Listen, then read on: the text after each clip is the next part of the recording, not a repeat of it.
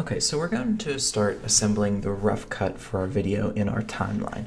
This is basically just putting together the clips of video content and other media elements that we want in our timeline before we start to make the refined edits. So I have a video loaded up here in the source panel, and as you can see, I've already applied markers to this video. Basically what that does is you just go through and decide on the clips that you want to use, and you can just add markers by using the M key on your keyboard to mark in and out points or just points of reference for yourself. So to add this to the timeline, you just simply move your playhead in the source panel to the beginning point. So this first marker here is going to be where I want that clip to start. I'm going to assign what's called an in point. You can do that in a few different ways. There's a tool here on the toolbar to do it, or you can just use the I key on your keypad.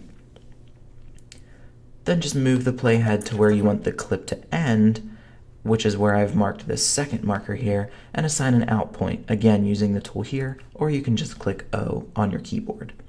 Now this little gray selected area is the only part of this clip that will move to the timeline, so I can either click and drag it down onto the timeline where I want it to go. We'll keep it in V1 for now.